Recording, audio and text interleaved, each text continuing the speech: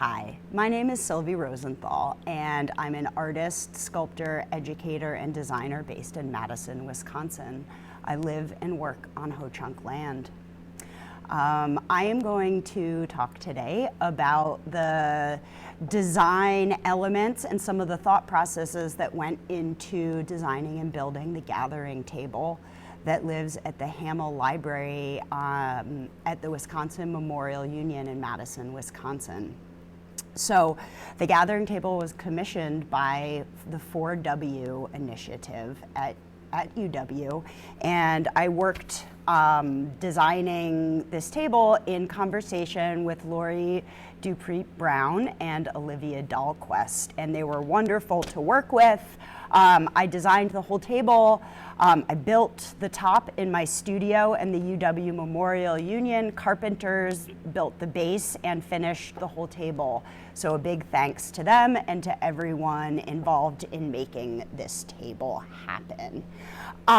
So I was first asked by Lori and Olivia if I would consider making a table to honor the 150th anniversary of UW enrolling women, and I thought, awesome, that is great.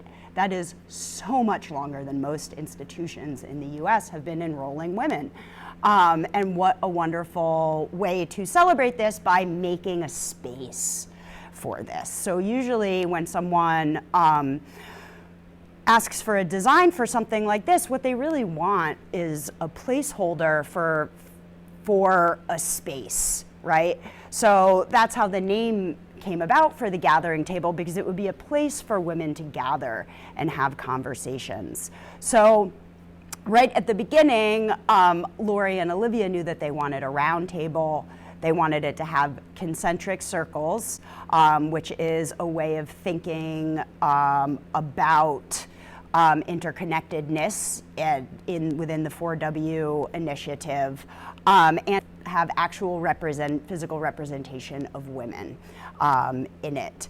And I really wanted this table to speak to the past, present, and future, and not just to honor the past, but to also, there's a lot to look forward to. And what a wonderful way to do it by making a space. So I like making work with a lot of layers of meaning, and a lot of times that starts with the material. And generally when designing a piece of furniture, material conversations come up pretty quickly. So in Wisconsin, we have a lot of native white oak trees. And white oak trees and oak trees in general are very strong, and they live a long time, and they can be found grouped together in oak savannas. Here in Wisconsin, we have a lot of oak savannas and wildflower prairie. So thinking about bringing the environment, speaking about whole environmental systems, felt appropriate for the table.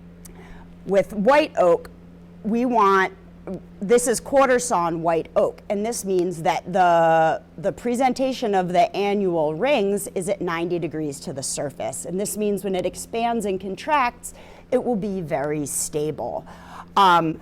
We get these flecks in quarter sawn white oak, and these are these tangential ray fibers. So what happens is we can think of this as a section of a white oak log, and our annual rings are right here. This is the heartwood, the sapwood, and the bark. And these tangential rays grow radially and weave in between the fibers and are part of the fibers that hold the tree together. So in thinking with the annual rings and concentric circles, the tangential rays also are one of the things that hold these annual rings and sort of go transition through. So the main design points on this table are, starting in the center, we have the Constellation of Cassiopeia, which I liked the idea of incorporating a constellation. It helps with a macro, micro imagery going on with the table. It was also above the oak trees when they grew in Wisconsin, so incorporating some of the tree's natural environment. So this constellation, Cassiopeia, forms an abstract W, which can stand for Wisconsin, can stand for women, and it also looks like some abstracted breasts. So the star points of the constellation are brass, and the lines in between are epoxy mixed with red sand from 4W's Red Sand Project. And red is also the color of UW, so we got a little bit of that in there. So the stars surrounding Cassiopeia are also inlaid into the table. And when I was milling up all of my quarter sawn white oak, I cut into some lead shot, which has, in my 20 years of doing woodworking, I've cut into lead shot 3 times and a bullet once. And I got really excited and I took pictures and I was like, Olivia, Lori, can we put this in with the stars? And because they were awesome, they said yes. And we had been talking about women's work and how we think about women handling situations, and women historically and in our contemporary go through a lot of wounding and repair. And what these pieces of lead shot do is illustrate that. Some are laid face up and some are laid face down.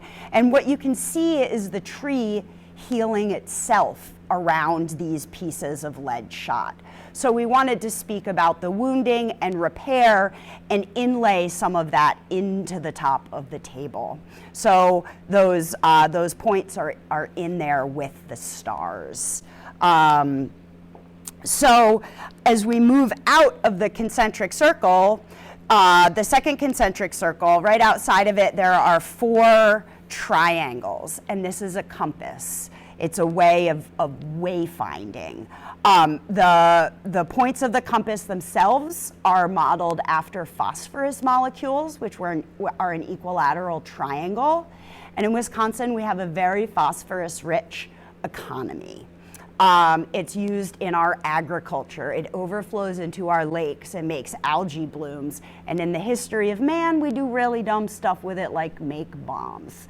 But phosphorus is inside us. The first time it was synthesized hundreds of years ago was from human teeth and bones. So the phosphorus in us allows our RNA to zip and unzip for replication. So it's essential to our life, but it was made in the Big Bang. It was made in the stars. So we have that, I wanted to incorporate it as a way of, in the wayfinding, so even if one feels lost, to know that you are connected and you are actually made of stars. And it serves as an orientation of sorts.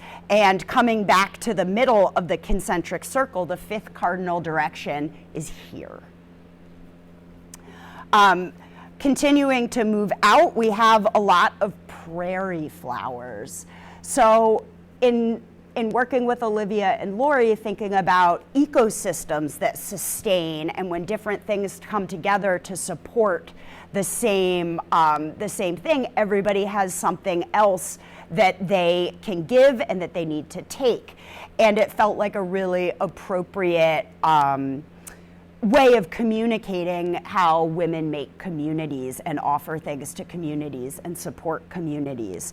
So these are prairie flowers, some of them are medicinal, some of them are pollinators, and we have the indigenous 3 sisters crops, the climbing beans, maize, and winter squash. We have wild lupin, hoary vervain, prairie sage, coneflower, Queen Anne's lace, goldenrod, aster, milkweed, and yarrow.